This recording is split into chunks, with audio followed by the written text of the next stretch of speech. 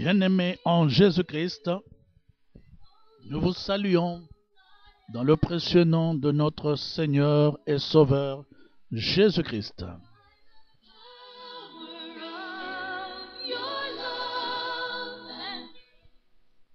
Notre enseignement d'aujourd'hui a pour titre « Que faire pour être délivré ?» Que faire pour être délivré?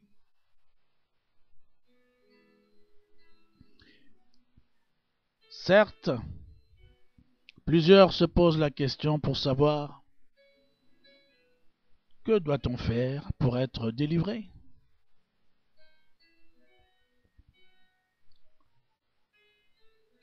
Ici, bien-aimés, nous mettrons l'accent sur ce que nous appelons l'auto-délivrance. C'est dans le cas où une personne veut se délivrer elle-même. Rappelez-vous, nous avons déjà fait allusion à cela, c'est-à-dire qu'il y a trois sortes de délivrance.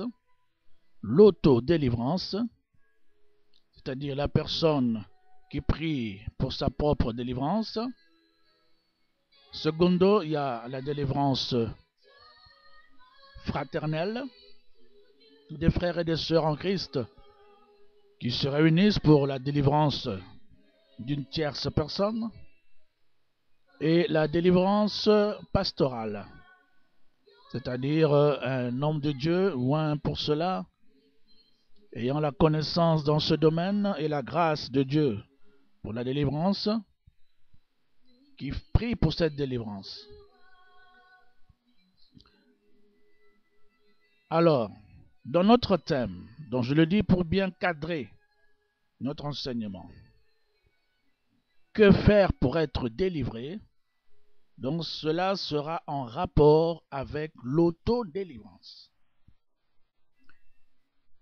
Et nous aurons un second thème, comment obtenir la délivrance d'une personne. Cela sera en rapport avec la délivrance fraternelle, aussi bien que la délivrance pastorale. Donc, pour l'instant, que faire pour être délivré? Autrement dit, que dois-je faire pour me délivrer moi-même? Il faut comprendre une chose, que l'autodélivrance marche, mais elle a aussi ses limites. Parce que dans le cas où une personne est très fortement liée, possédée, il lui sera difficile de s'en sortir par elle-même. Par exemple, lorsqu'il s'agit des pactes sataniques, des alliances que cette personne a faites ou que d'autres personnes ont faites sur le dos ou sur la tête de cette personne-là, possédée. Donc il y a des cas où l'autodélivrance marche, mais il y a des situations où il faut une intervention extérieure, une puissance extérieure, une aide extérieure, divine, au travers des frères et sœurs en Christ ou d'un homme de Dieu, pour sortir cette personne-là de sa situation. Alléluia. Donc, dans le cas où, dans le cas où une personne peut prier pour sa délivrance, que doit-elle faire? Nous allons voir aujourd'hui 9 points. Premièrement, avoir foi en Jésus-Christ, car c'est lui qui délivre. Première chose, avoir foi en Jésus, car c'est lui qui délivre. Bien-aimé, la délivrance n'est pas du charlatanisme. Non. Certaines personnes se disent,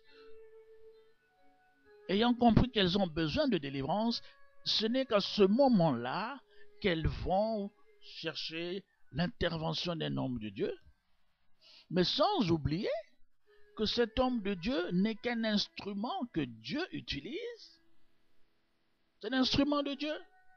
Ce n'est pas l'homme de Dieu qui délivre. Non. Ce n'est pas le pasteur qui délivre.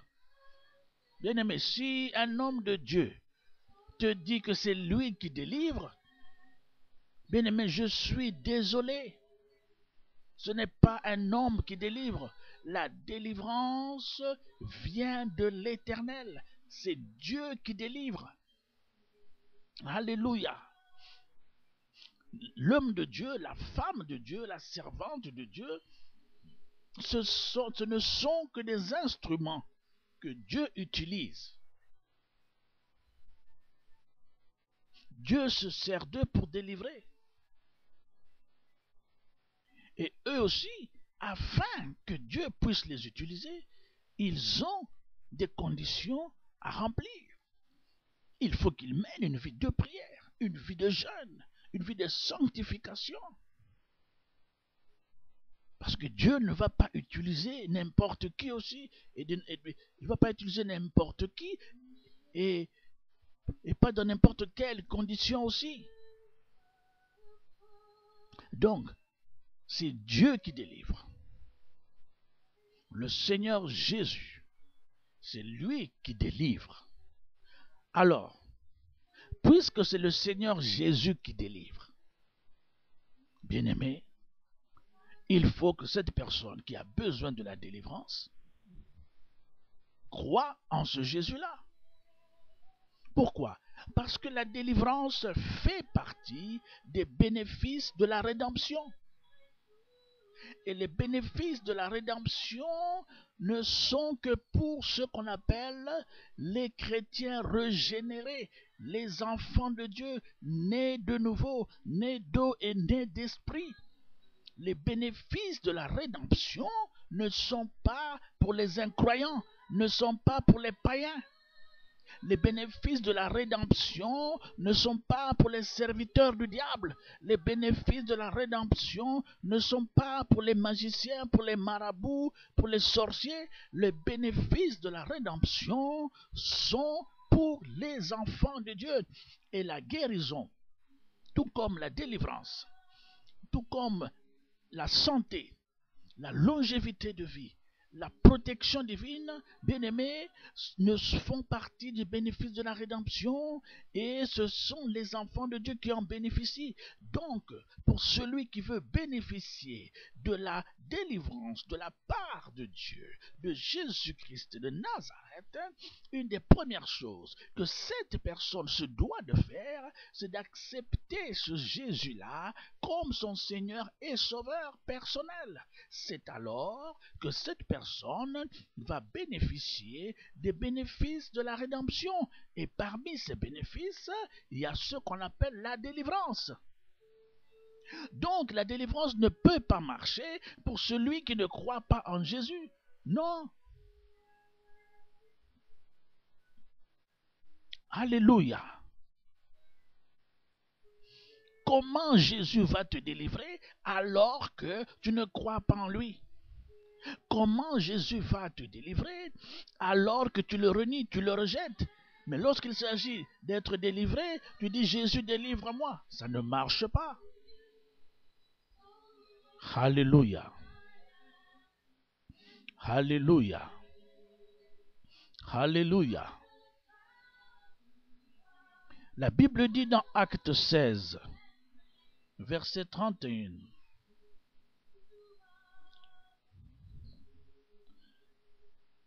Paul et Silas répondirent, « Crois au Seigneur Jésus, et tu seras sauvé, toi et ta famille. » Crois au Seigneur Jésus, et tu seras sauvé,